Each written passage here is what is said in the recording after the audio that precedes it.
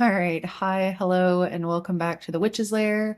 My name is Haley, and as many of you know, because this typically is just a podcast for my women's circle.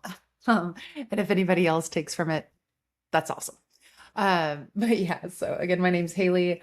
Right now, in the flow of the episodes I have on this little tiny podcast, it's kind of astrology heavy, and that's because I've been behind in making the episodes for this podcast. And I wanted to make sure that I was doing the signs as we're going through the seasons, hopefully, so you can like experience the sign while you're in the season and, it help you connect more with spirit yourself.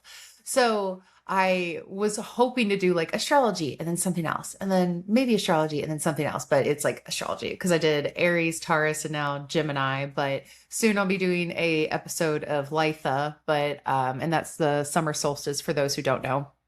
And still had to do Gemini first because Gemini season will end before Litha begins because Litha is the beginning of Cancer.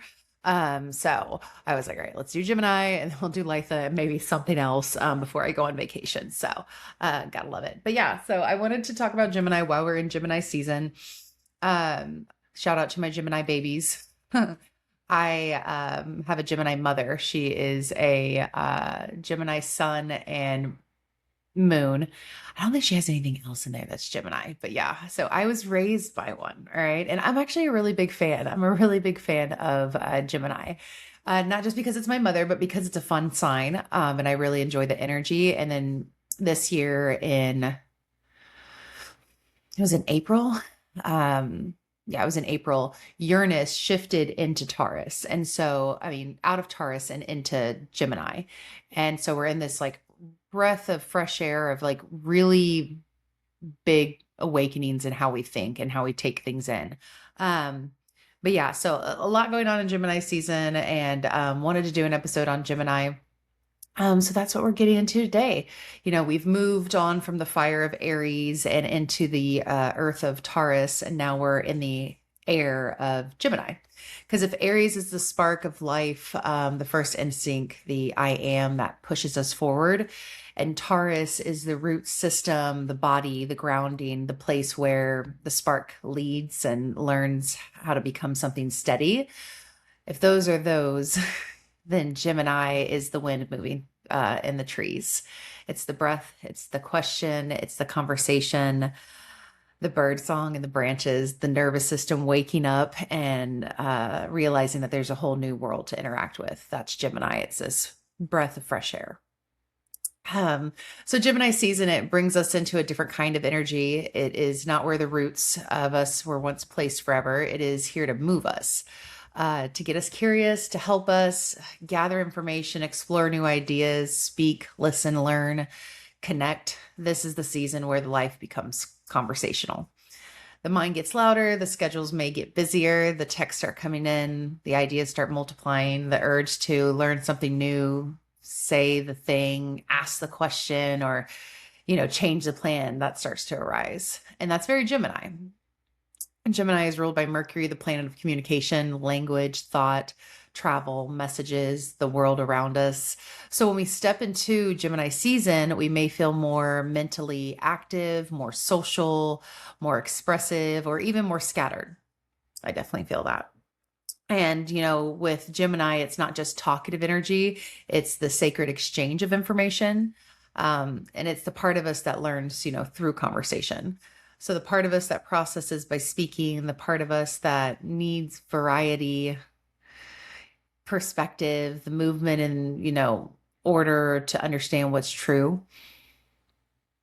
Gemini, it reminds us that we're not here to fix one thing. We can't. We're layered, we're complex, we're changeable, and we are full of contradictions and questions, stories, memories, thoughts, curiosities, and different versions of ourselves, just trying to be understood. That it's not always a flaw. Sometimes it's the ability to see more than one side as a gift. Sometimes it's changing your mind, and sometimes changing your mind means that you're growing, and sometimes curiosity is what keeps the spirit alive.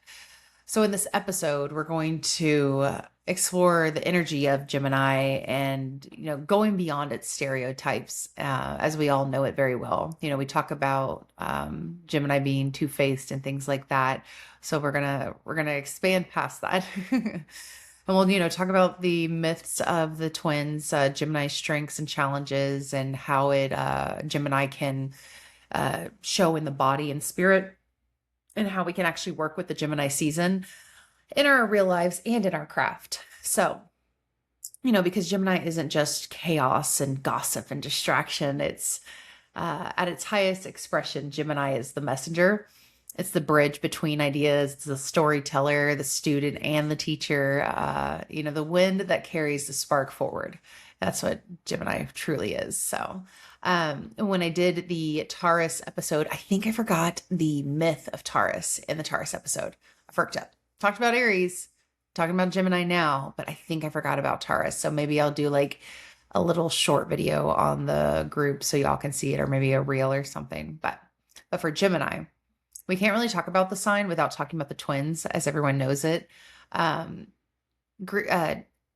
is it? Gemini, it actually comes from the Latin word twins. And in the Greek mythology, this sign is often connected to the story of Castor and Pollux, which, if you're a Hunger Games fan, those are twins or brothers. So that's what they named them. I was like, oh, you guys are so original. I love it. But Castor and Pollux were twins, but they weren't exactly the same. One was mortal and one was divine. Castor was the son of King Tiberius, and Pollux was the immortal son of Zeus. So same mama, different daddies. And already we see the Gemini theme with that. Two sides, two natures, two versions of being alive, one earthly, one divine, one temporary, one eternal. They're deeply bonded brothers. They traveled together, they fought together, protected each other, and were known for their loyalty and connection. But when Castor was killed, Pollux was devastated, and he didn't want to live without his brother. So he begged Zeus to share, his mortality with Castor. And instead of completely separating the twins, they placed them in the stars as a constellation, Gemini. So this myth gives us, a deeper understanding of Gemini besides the surface level of the stereotype of it being two-faced.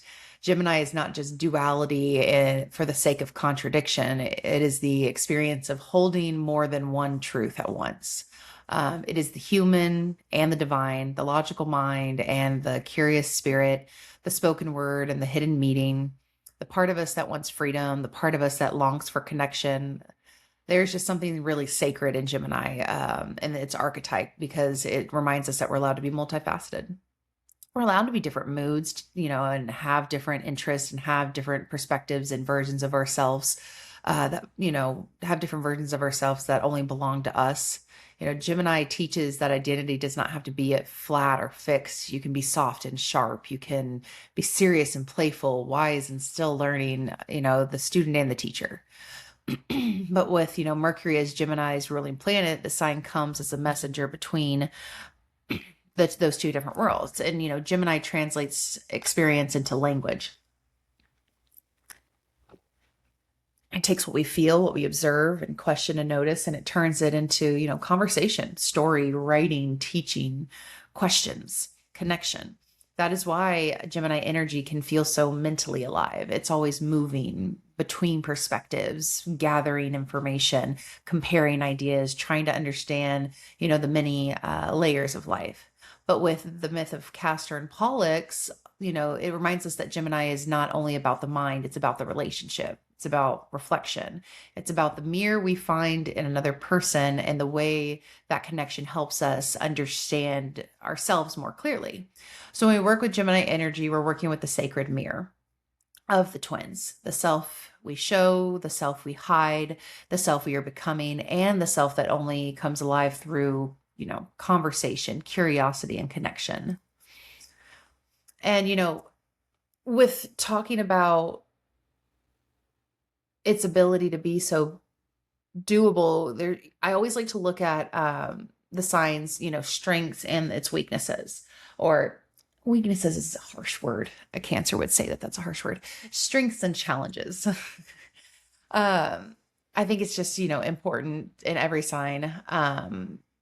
As looking at this one, it's not a sign of good or bad. Every sign has its energy of, negative and positive, shadow and light. Um, every sign is an energy. It's a tool, it's a pattern, a medicine, and depending on how we use it, the same energy can either support us or scatter us. And Gemini's greatest strength is curiosity. A sign that wants to know, it wants to ask questions and follow the thread and read the book, listen to the story, send the message. Gemini keeps us mentally alive because it's trying to figure out how all those pieces connect. It's very, very curious.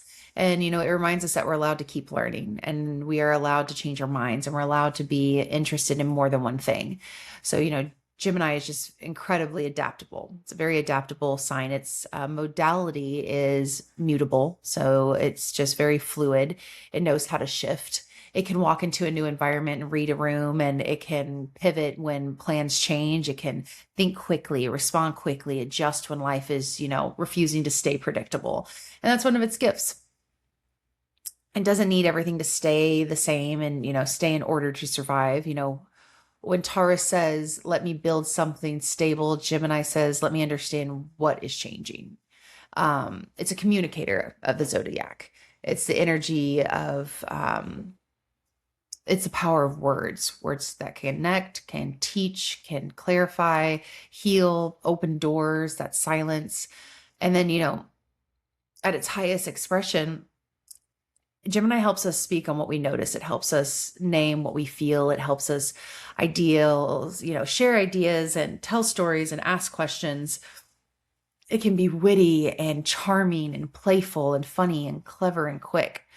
And it just brings us lightness where things have become heavy. And it reminds us that, sometimes laughter is medicine. Sometimes conversation can change everything. Sometimes one new perspective can open a new path that we just couldn't see before. But like in every sign, it does have a shadow. And because Gemini sees so many sides, it can struggle to choose one. It can struggle to pick a side. The same mind that holds multiple perspectives can also become overwhelmed by them. It can look like overthinking and being indecisive and nervous energy or constantly needing more information before taking action. Gemini can get stuck in the mind, and that's where it struggles, thinking instead of feeling, taking in instead of talking instead of processing, taking it in, but not really processing it, distracting instead of grounding, learning instead of integrating. And that's where, Gemini can become scattered because there can be so many ideas and so many tabs open, and it's like you can't even tell where the music is coming from because there's so many conversations and possibilities that nothing actually lands. The energy moves, but it does not, always root. And that's why Gemini can really struggle with consistency, not because it doesn't care, but because its attention is often pulled forward and, it just gets pulled towards whatever is new and interesting and mentally stimulating. It's something that becomes too repetitive. If it becomes too stagnant or too emotionally heavy, Gemini may want to escape into distraction and humor and another conversation. So the shadow side of Gemini can sometimes show up as gossip. They do like to preoccupy themselves. They like to distract themselves with gossip and that kind of just feeding into it. But I do think that deserves a deeper look too, because at its core, Gemini is drawn to information. It wants to know what's happening, what people are thinking, what the story is, what the connection is. But when that gift is unconscious, information can become currency instead of wisdom. And that is when communication loses its, sacredness. The cat's here. Gemini teaches us that words have power and not every piece of information is ours to carry, repeat, or reshape. So the lesson of Gemini is to not stop talking. It's to become more conscious of how we communicate. Are my words creating connection or are they creating confusion? Am I asking questions to understand or am I feeling anxiety? Am I sharing truth or am I spreading noise? Am I using humor to bring lightness or am I avoiding vulnerability? That's the deep work of Gemini, because Gemini medicine is just, it's not silent. It's conscious communication. It's learning when to speak and when to listen and, when to pause and ask and explore and then commit. It's just a sacred messenger. And, at its most ungrounded, Gemini is just a scattered mind. So during Gemini season, we may notice both, within both of those energies within ourselves. And the invitation is to not let curiosity lead us without letting chaos consume us. It's, let conversation open us without letting noise overwhelm us, and let our minds expand, but remember to bring, the body and spirit with us. And speaking of body and spirit, when we bring Gemini into the body, we have to talk about the nervous system the most, because Gemini is an air sign again, and it's ruled by Mercury, which is, the inner is brain and communication and thought. And so it's, this energy that can move, because Mercury moves quick. The energy of Gemini itself can move quickly through the mind. But the body is often where we notice the speed first. So it may show up as, our restlessness and shallow breathing, tense shoulders, busy hands, a buzzing feeling under our skin, the need to move around, fidget, talk, right?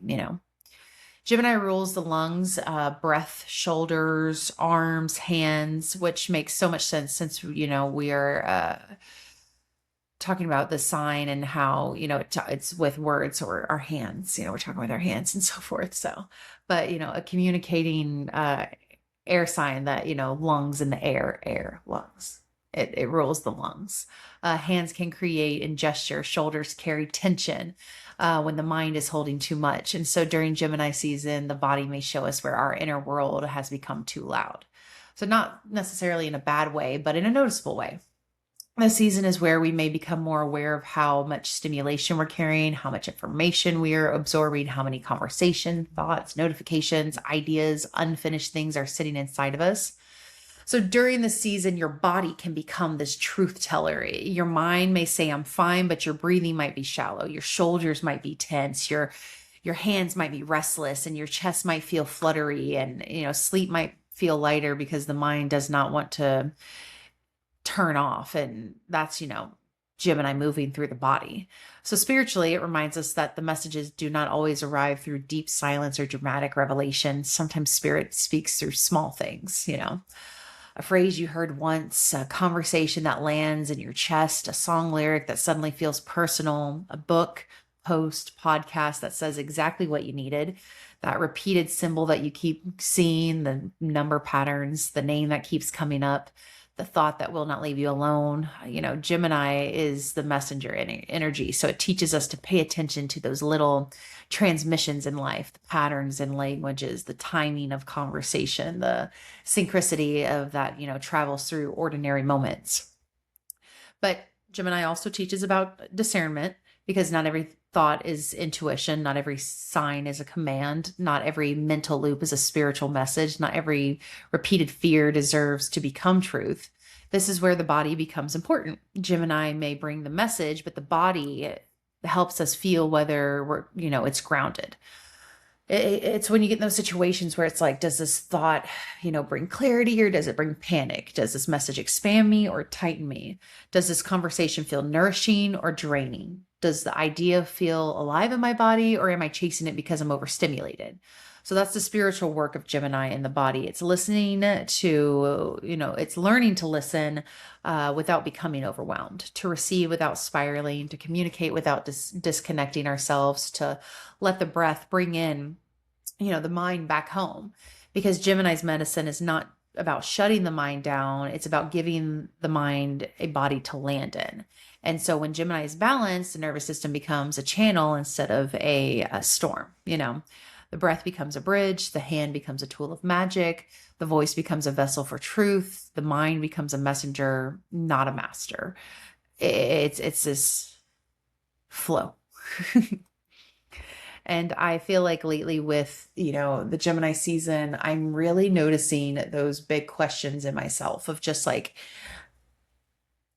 are these situations feeding me, or am I just giving into them? Am I really getting something out of this, or am I not? Because I'm a person who has a lot of people who try to have access to me and want to have access to me. And I can only give so much. I'm a limited person. I mean, and any person is, I just have to see, am I doing something because it's something that feels alive in my body, or am I doing it out of obligation? Where are we with this? Is this, conversation nourishing or draining, is probably the biggest thing that I have to ask myself, because I just get around humans that they really don't have much consideration for me, as a spiritual practitioner and an energy worker who does a lot of pro bono work.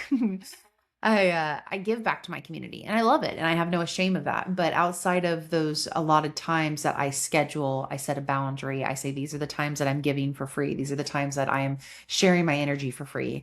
Outside of that, I love being there for people. I love sharing. I love, hey, what does this card look like? Hey, help me with this dream. What's my chart saying? What's this? What's that? I love it. That's why I have Women's Circle. That's why I have the group, because I want to give and get back. I want to give good so good can be done. I want to help you figure out your Chiron placement and what that means to you. I want to help you figure out what herbs and flowers you should use on this calling back your power spell. That is a sole purpose for me. But it still can get to a point with people where they're just straight out trauma dumping because they're repeating the same conversations, and we're not doing any healing, but we're just, trauma dumping in ways of like, I'm going through all this negative and I'm not doing anything about it. And it's multiple times, and I'm miserable, and you love me, and it's, miserable for you to watch me, but there's nothing you can do. And I don't like your advice and things like that. It's like, why am I in this space? Or I didn't get back to somebody in time, and they're upset with me because they wanted my attention now. And I give people my attention when I'm ready to give them my attention, because I refuse to pour from a empty cup, or I refuse to pour from a full cup. You're catching my overflow. And so for me to be able to be a person who has overflow, I get back to my messages when I get back to my messages. I do get back, but you have to give me time. And it might not even be the same day, and you're going to have to work with me on that. If it's something urgent or you just need a validation of that, I can specify, but you can't get mad at me if I don't get back to you soon enough. And so with the Gemini season, Uranus and Gemini, the sun in Gemini, it's these big, big perspectives for me of like, where am I giving my energy, and where am I reserving it for myself? Where am I standing up for myself? Where am I actually taking care of me? And why am I feeding into these things? And it's like, why have I been thinking that way? So it's this messenger energy, and it really comes to you and sits in and makes you look at it with just your nervous system alone, of where can I respond? Where can I sit?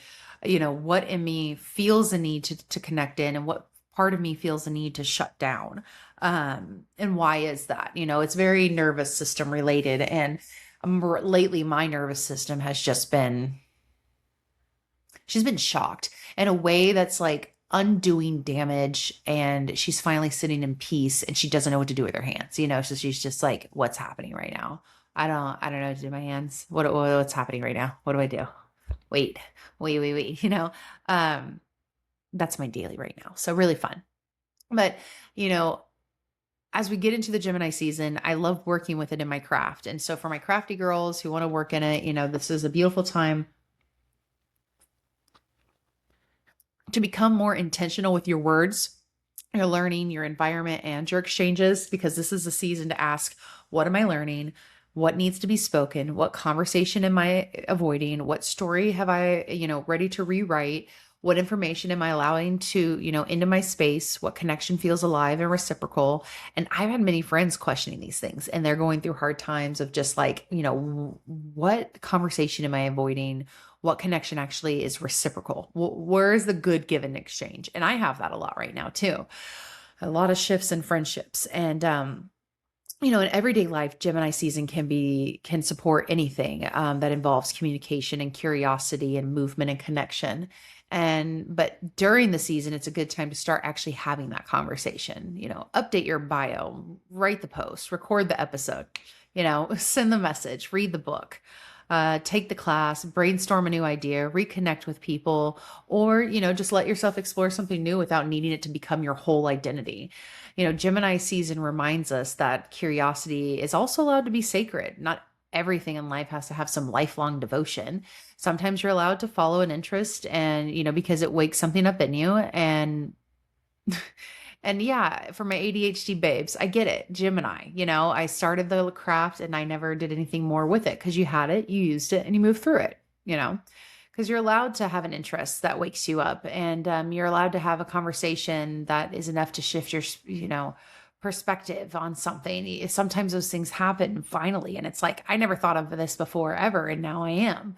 And sometimes, it's learning a little bit about something that opens a door for you that you didn't even know there. And that's, what the season is asking us to, be responsible with our communication. Our words are not neutral. They can clarify, confuse, they can connect or divide, they can heal or they can harm. They become, prayers and spells and promises and stories, excuses and weapons. So in Gemini season, part of the practice is becoming more conscious of what we say, why we say it, before speaking it, before posting it, venting, repeating something. We have to ask, is it true? Is it useful? Is it mine to share? Is it creating something to, is it creating understanding or adding noise? Am I speaking from clarity or am I speaking from reactivity? That's a really big one with people with nervous systems that are jacked. It's like, am I actually speaking from clarity or am I speaking from reactivity? So in the craft, Gemini season is a powerful one for word magic and air magic. I always talk about how powerful your very last words are when you die, because spoken word is very, very sacred. It's very powerful, And so in this time for Gemini and its spoken word, the craft and magic, it's a time for petitions and affirmations, spoken prayer, sigil, you know, sigils made up from phrases and automatic writings and, journaling, letter rituals, charm bags for communication, study spells, road opening type work, conversations that need. I have a situation right now that actually could really use a road opener. That makes me think, because road opening work for a conversation is just really great for when you can't you guys you can't get on level. And so it's like the spell work itself will clear that blockage. It'll clear that path and it gives you that opening. Um, but it's a great time for rituals that use sound and breath and smell and chimes and smoke and incense and wind, all those air element things. My mic is broken. You can write a petition for clarity. You can speak an affirmation into the morning air. You can ring a bell through your home for stagnant energy, because sound is the best to move out negative, and smoke cleanse behind it while naming what energy is leaving, and write a letter you never will send, burn it, bury it, tear it apart. You can create a sigil from a sentence like, my voice is clear and protected. You could write one where it's like, I speak from wisdom and confidence. You can do one where it's like, I welcome truth without fear. I allow my mind to open without losing myself. Things like that. If you came to our sigil night, you know how to do it. I'm just saying. But you can also work with Gemini through your hands, because again, it doesn't control, it resides over the hands. So write, craft, shuffling your tarot cards, making a charm, creating a spell jar, arranging herbs, tying knots, but work with feathers and paper and pins and ribbons and bells and incense, and let your hands give the mind somewhere useful to place its energy. A simple Gemini season ritual you could do is write down one story. So write down one story, belief, or thought pattern you're ready to shift, whatever that is. And then write a new sentence beneath it that says, for example, old story, I'm too much when I speak honestly. And then under that, you'll put a new truth. My voice is sacred and the right people can meet me in truth. Or maybe it would be, because again, you're writing down the story and belief that you're trying to change. So I'm too much, but when I speak honestly, and then you're going to flip it basically. So another example would be like, I can't change my mind. And your new truth would be, changing my mind can be a sign of growth. Or old story that you're trying to change would be I have to respond immediately when people, message me or what have you. Your new truth could be I'm allowed to pause before I answer. So when you speak the new truth out loud, do it 3 times. So, I have to respond immediately. I am allowed to pause before I answer. I'm allowed to pause before I answer. I'm allowed to pause before I answer. Let your voice carry. My son recently broke my mic and we're working with what we got. And it doesn't help that I have Gemini energy in me. Um, and so I talk with my hands. My Mercury, which is what rules Gemini, is in Cancer. And it's in the 12th house. So that means for me, communication, while it is very nurturing, and I'm so sorry if the audio sucks right now while I push this around. I think we're good. While my communication is very nurturing, I can get lost in the sauce easily of like other people's emotions and in general, just what I'm doing. It's very ADHD. But anyway, so speak your new truth 3 times. Let your voice carry it. Let the air hold it. Let your body feel it. That's the Gemini magic of it. So it's not about doing something overly complicated. It's not, it's about understanding that language shapes reality, that the words we repeat become pathways, the stories we tell become identities, the questions we ask become doors. So Gemini season invites us to choose better words, ask better questions, let curiosity become a sacred tool for growth, and that's a big, big part of the Gemini energy in the craft and in general.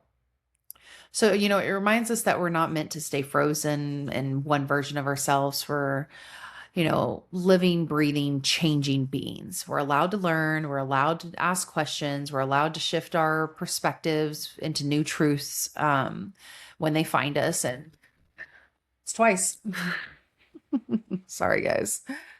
But there is, something very deeply sacred about the ability to stay curious. Curiosity keeps the spirit young. It keeps our hearts open. It keeps the mind from becoming locked in a room.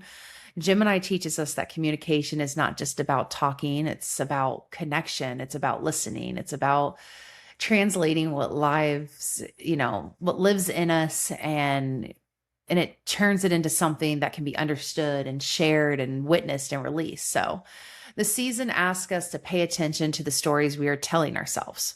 Are they true? Are they still kind? Are they still helping us grow? Or are they old words wrapped around an old version of who we used to be?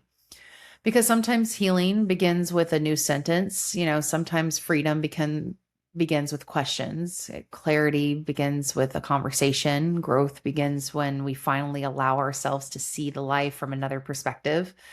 So as we move through Gemini season, let yourself be open to the messages arriving in ordinary ways, the messages that are coming through in song lyrics and a passing comment, the journal entry, the unexpected conversation, the sudden idea, the little nudge that says, look again, there may be another way. Let this season of fresh air, let it open your mind without letting it run a whole show, and let it, make your voice become more clear, your curiosity become a compass, your words become more intentional. Let your spirit remember that change is not always chaos. Sometimes change is simply a moment towards a truer version of yourself. Gemini is the wind moving through the trees. It carries, the spark of Aries. It moves through the root of Taurus, and it reminds us that life is not only something that we build or become, it is something that we are always in conversation with. So ask the question, speak the truth, follow the thread, listen to the message. And until next time, may the sun guide you and the earth ground you.